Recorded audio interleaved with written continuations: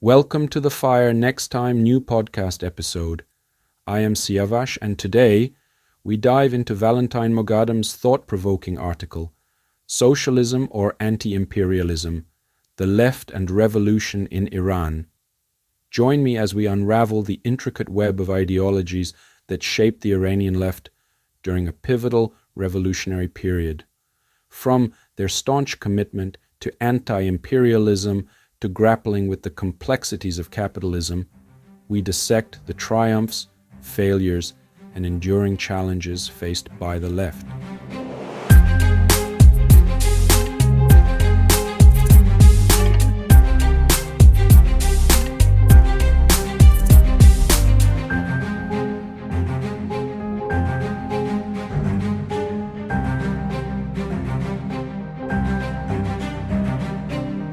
The article, Socialism or Anti-Imperialism, the Left and Revolution in Iran, delves into the complex interplay between various ideological currents within the Iranian left during the country's revolutionary period.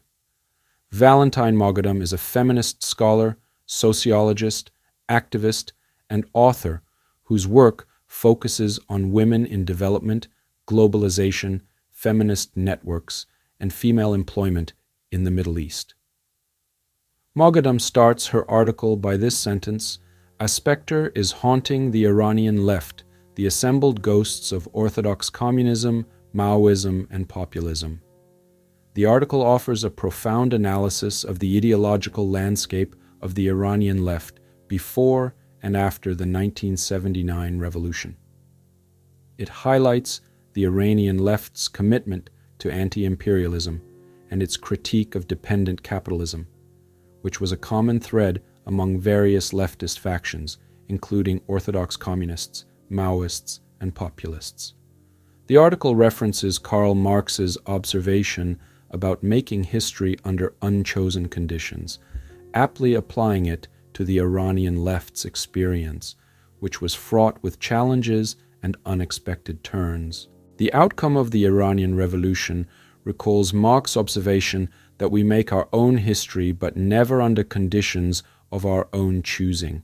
It recalls also, only too painfully, his comment about the dead weight of the past. Finally, it demonstrates that not every anti-capitalist or anti-imperialist action is an advance towards socialism. But these lessons have been learnt at enormous cost. The stunning defeat of the left in the mini-civil war of 1981-83, its displacement from the arenas of political and cultural struggle, extreme disillusionment, retrenchment, a wave of depoliticization, and of course the deaths of many, many worthy comrades. Most Iranian leftists today are extremely, one might say excessively, critical of the whole period from 1970 to 1978, often bordering on self-cancellation and repudiation of the efforts of an entire generation. But it should be pointed out that the general theoretical problems which they faced were shared by left organizations, particularly ML Maoist groups, everywhere. The focus on guerrilla activity was not the sole reason for the marginalization of the left in Iran. After all, a guerrilla strategy was used with great success by the Sandinistas in Nicaragua. More importantly, the left was not isolated after the overthrow of the Shah in February 1979. On the contrary, it had a huge following. The Fidai, for instance, had some 150 offices throughout the country, and one of their rallies was attended by 500,000 people. But if the numerical strength of the Fidai, Tudeh, Mojahedin, and Paykar added up to considerable political potential, unity was sadly never near the top of their priorities. The article was penned a year before the massacre of leftist political prisoners and remains influenced by the self-critical debates of the Iranian left. The leftist movement, which its radical wing had established the Communist Party in the mountainous regions of Kurdistan under the leadership of Mansour Hekmat in the early 1980s, and was actively involved in a guerrilla struggle against the emerging Islamic capitalist regime. The clergy had all the government posts by that time.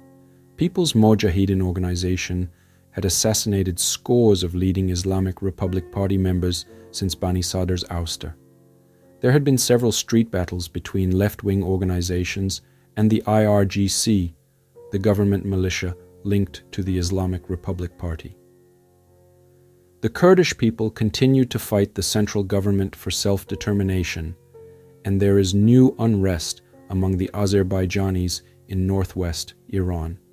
Back then, the Islamic Republic Party's claim of a massive turnout for their candidate in the presidential elections clearly was a lie, while leftists and many journalists in Tehran believed that not more than a third of the claimed eligible actually voted.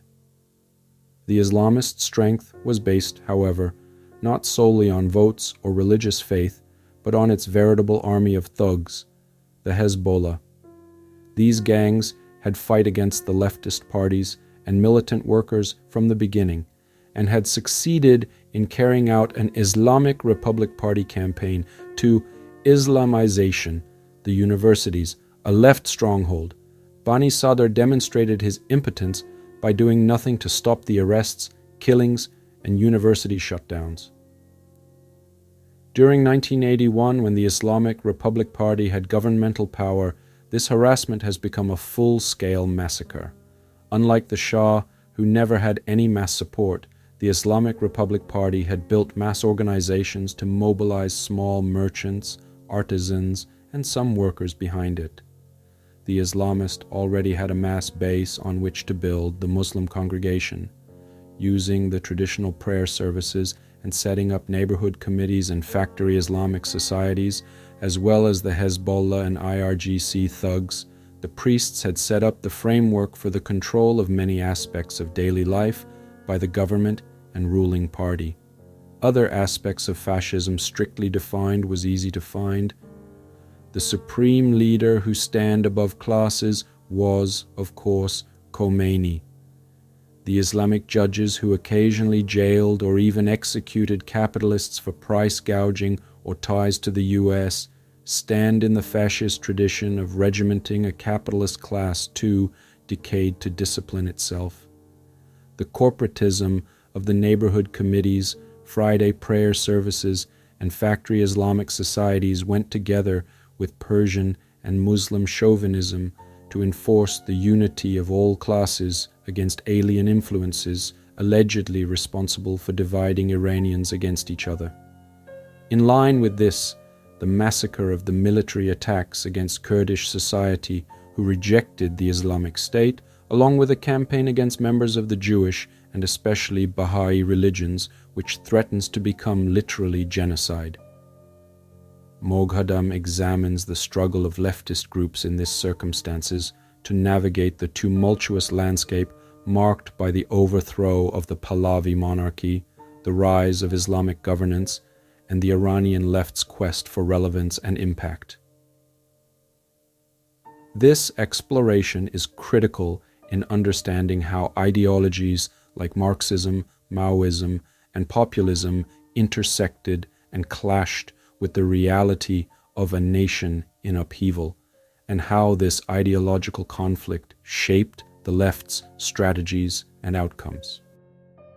One of the central themes of the article is the Iranian left's underestimation of the power of Islamic clergy and its neglect of the question of democracy. This oversight, as the author notes, was largely due to the left's excessive focus on the anti-imperialist struggle leading to strategic errors.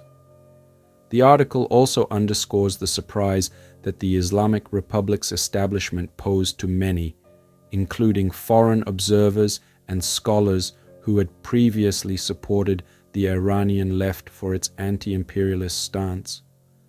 The historical backdrop, including the role of Muhammad Mossadegh and the Tudeh party, is crucially dissected, providing insights into the complexities and internal conflicts within the left.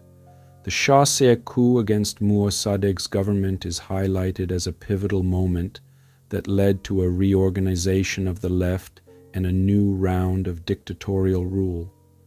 This historical context sets the stage for understanding the left's challenges and transformations during the revolutionary period. In 1951, Muhammad Mossadegh became the Prime Minister of Iran with the primary goal of implementing the oil nationalization law. His focus on this issue led to neglecting other important matters like workers' rights and land reform, causing discontent among trade unions linked to the Tudeh party. Further, the Ministry of Labour stopped registering new labour unions from May 1952, likely to curb communism's growth. Mossadegh's steadfast opposition to Soviet oil concessions increased the Tudeh party's hostility towards him, which was compounded by the US establishing closer ties with Iran's police and military. Additionally, Mossadegh faced opposition from the Shah, religious leaders, and foreign powers like the UK and the USA, who were against the nationalization of their oil companies. Tudeh supporters' protests for a republic and against the monarchy were met with police brutality. The situation escalated in August 1953 when Mossadegh declared the Shah's dismissal of him as illegal, leading to a coup that overthrew his government. This event not only toppled Mossadegh's nationalist government, but also significantly suppressed the Tudeh party and the trade union movement. The coup was supported by various internal and external forces, including significant religious figures, and was backed by the CIA. One of the prominent clerics that supported the US and British coup against the Mossadegh state was Ayatollah Abul Qasim Kashani, who later Ayatollah Khomeini developed a close relationship with him.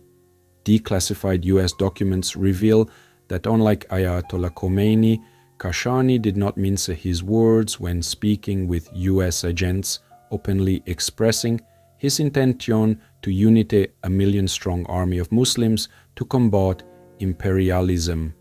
Despite the respect with which his words were acknowledged, the US agents privately referred to him as an extremist, opportunistic, and delusional individual, whom they sought to either win over or neutralize in their efforts to overthrow Mohammad Mossadegh.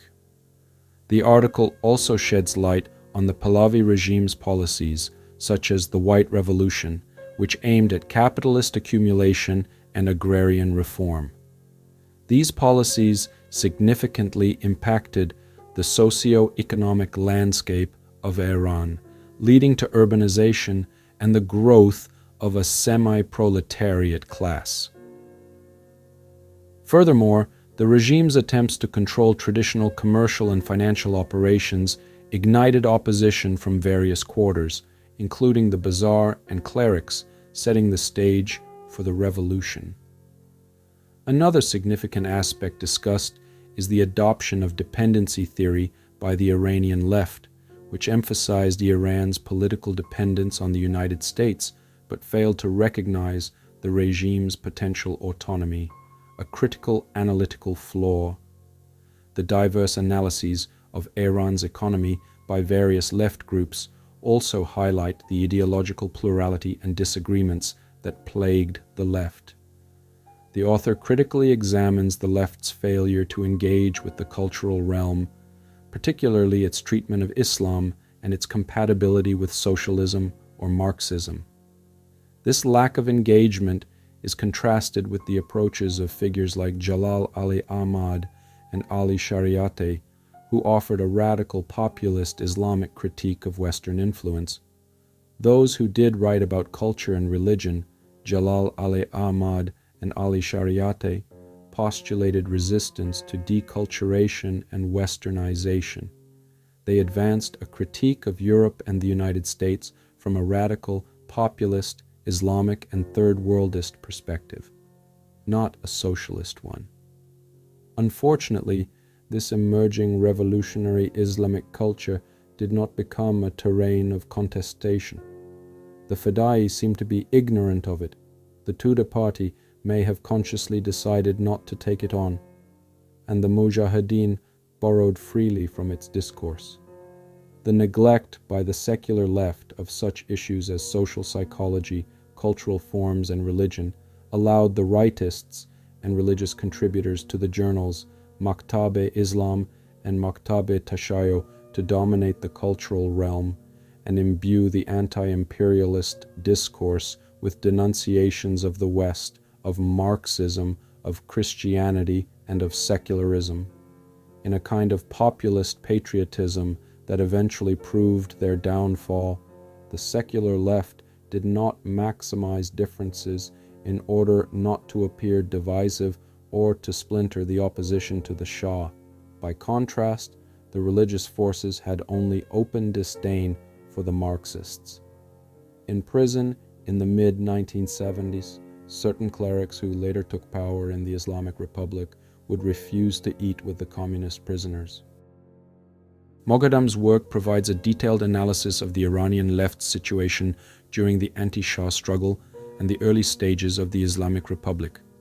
It highlights the fragmentation and weaknesses of leftist groups due to prolonged repression in the 1960s and 1970s, which prevented them from playing a significant leadership role in the mass movement or influencing the anti-dictatorship discourse. The Fidai and Mojahedin organizations, having lost many key members to executions and imprisonment, faced notable disadvantages like weak social connections, lack of continuity, and leadership gaps. When the anti-Shah struggle broke out, the Iranian left was as divided as its counterparts in Europe and North America, and less securely rooted than the religious opposition in Iran. Because of sustained and systematic repression during the 1960s and 1970s, none of the left groups was in a position to play a leadership role in the mass movement or to define or influence the discourse and strategy of the struggle against the dictatorship. The Fidai and Mojahedin had suffered particularly severely. Nearly all the founding members and top cadres of the Fidai, some 200 people, had been killed in prison executions, under torture, or in shootouts with the police. These included Bijan Jazani, Masoud Ahmadzadeh, Amir Parviz Puyan, Behrouz Dehgani, Marzieh Ahmadi Oskoi, and Hamid Ashraf, talented, dedicated, and experienced women and men whose deaths deprived the communist movement of effective leadership and continuity. Other Fidai cadres were in prison during most of the 1970s and were only released following the liberation of the prisons in early 1979, footnote 21. In the intervening years, some of these activists had been drawn to Tudeh, thinking in the course of discussion with other prisoners, and after the revolution, their opposition to more militant anti-regime policies eventually led to a split in the Fidai organization. Others, upon release, formed smaller groups, such as Rah-e-Kargar, which were sympathetic to the Fidai organization, but diverged on some issues. Thus, the Fidai organization entered the political arena in late 1978 and early 1979 with certain distinct disadvantages: a lack of strong links with and bases among key social forces such as urban industrial workers and the semi-proletariat, due to both the regime's repression and their own guerrilla strategy; a lack of the continuity, sustained leadership, size, and unity that could have provided a firmer basis for action; a communist orientation and Marxist-Leninist tendency in a context marked by radical populist Islamic fervor and extremely uneven socio-economic development. Despite these challenges, leftist guerrilla groups, especially the Fidai, played a crucial role in the revolution, actively participating in armed uprisings and gaining public support. However, their lack of continuous leadership contrasted with the more stable Mojahedin and Tudeh party structures. The inability of major leftist organizations to unite or offer an appealing program to various social strata marked a significant shortcoming, providing no viable alternative to the emerging political authority of the mullahs and the liberal bourgeoisie.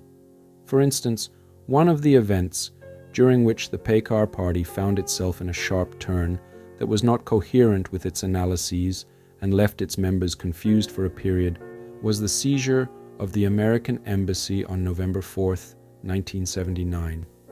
In this historical event, revolutionary students supporting Imam Khomeini, later known as the Students Following the Line of Imam, attacked the American embassy, demanding the extradition of the Shah, and took the embassy staff hostage. In fact, the seizure of the U.S. embassy was considered the first major challenge for the organization after the revolution, because this anti-imperialist action was carried out by the revolutionary youth of the Imam's line, and the organization had to take a clear stance in rejection or approval of this act. In other words, the organization had to consider the main instigators of this action as an anti-imperialist force. Such an interpretation, although to some extent could be significant within the framework of the political analyses the organization had provided until then, was, however, leading towards a counter-revolutionary characterization of the ruling petty bourgeoisie faction in its political analyses, especially after the months of July and August. Until the embassy occupation event occurred, the organization in its analysis was identifying this faction as a counter-revolutionary force. But with this incident, the organization became confused. Ultimately, the party did not assess this action as an anti-imperialist move and instead presented it as a confrontational act against the liberals carried out by the ruling petty bourgeoisie faction and the Islamic Republic Party. It was perceived within the context of conflicts and disputes between the two ruling factions. With this analysis, for the first time, the organization not only labeled the entire regime, but also the petty bourgeoisie faction, including the Imam's line, the Islamic Republic Party, and others as counter-revolutionary, despite the differences that the organization believed existed among them. The Islamic regime managed to undercut the left in many more ways than through its populist radical economic and social practices. One was the resort to anti-imperialist political actions, such as the seizure of the American embassy in November 1979, which met with the approval of Ayatollah Khomeini and was widely popular among Iranians in general. Another was sheer intimidation and brutality, which began fairly early on. Self-styled partisans of God, Hezbollahi, regularly harassed leftists, and in August 1979, 11 Fedai were executed in Kurdistan by Revolutionary Guards. Early in 1980, in the northwestern region of Turkmen Sahara, bordering the Caspian Sea, the regime ruthlessly put down a cultural political movement of the ethnically Turkic population who were supportive of the Fedai and had received assistance from them in the organization of numerous peasant cooperatives. 4 Fedai leaders, all Turkmens, were kidnapped and murdered. In April, the liberal President Bani Sadr endorsed the initiation of the Islamic Cultural Revolution, an invidious twist of the Maoist formulation. This led to confrontations with university councils and especially with radical students affiliated to various left groups.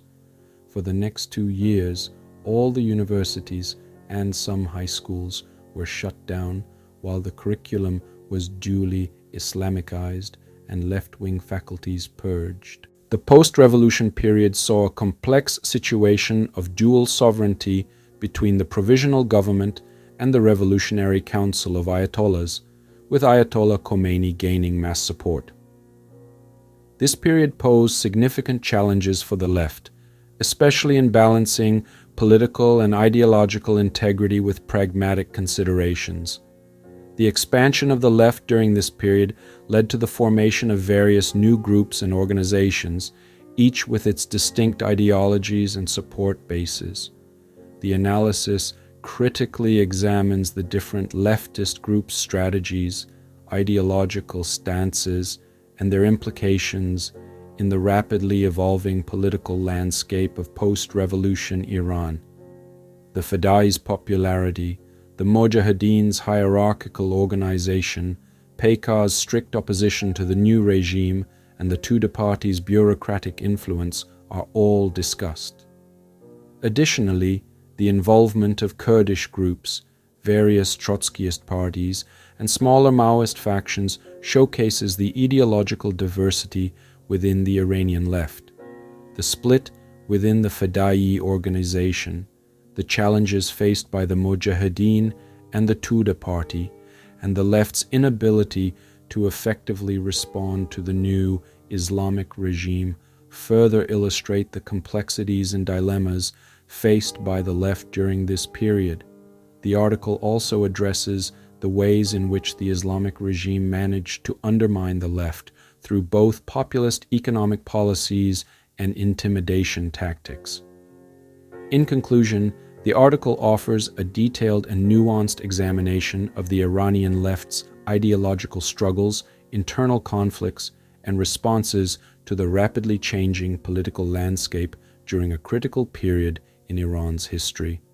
It provides valuable insights into the challenges of aligning ideological principles with pragmatic political strategies in times of profound societal upheaval. Various Iranian leftists are diligently collaborating on diverse projects focused on the working class, intellectual history, modernism and anti-modernism in Iran, deconstructing the populist discourse, as well as delving into the history of Islam, urban and regional planning during the transition.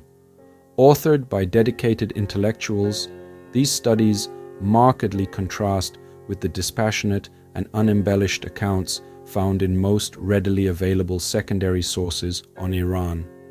These works exude a sense of urgency, commitment, and purpose, as they are penned by individuals who have personally and politically grappled with the repercussions of incomplete, schematic, and superficial knowledge about their society. Consequently, there exists a deliberate effort to bridge the gaps, refine existing comprehension, and promote fresh perspectives and interpretations. Gradually, a transformative vision of genuine modernization, democratization, and the cultivation of a new cultural identity or identities is taking shape.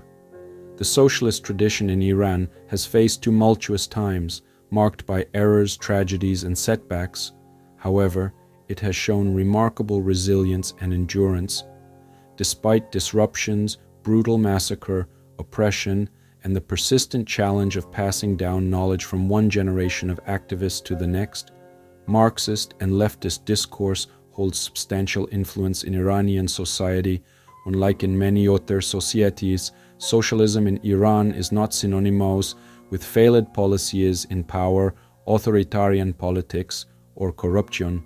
Iranian socialists are yet to be tested and have to prove it themselves.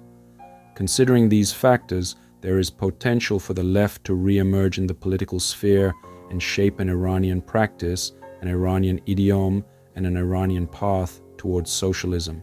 The industrialization process in Iran did not coincide with cultural transformation and social and intellectual advancement. It didn't become a model like Western countries.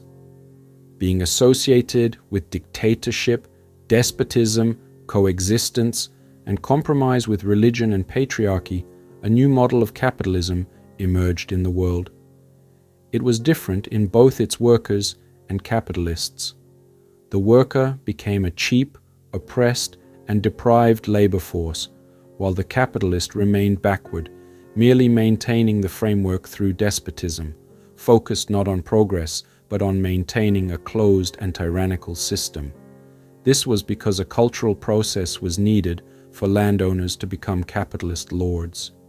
This process even cut across its own class. That's why you don't see liberalism in the Middle East. You don't have the traditions of Western capitalism. Even its nationalism is extremely rural and obsolete. There's no political tradition. In 1979, with Islam, everything changed. Remember, Khomeini flew over Tehran in an army helicopter with Shah's general support. It was the Shah's army that wrote to Khomeini, welcoming him and ready to join him.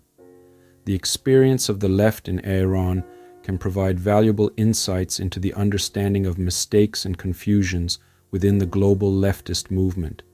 It is particularly noteworthy that the global left, adopting a similar political mindset to some factions of the Iranian left in 1970-80s, is at risk of aligning with right-wing and counter-revolutionary inclinations, and dangerously at even this time siding with fascism. This presents an opportunity for reflection and recalibration within the global left.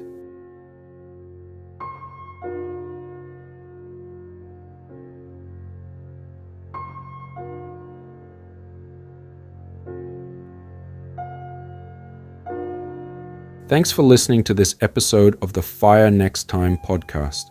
This podcast publishing every 2 weeks. Please like and share with others. My journey in creating this space was deeply inspired by James Baldwin's powerful work, The Fire Next Time.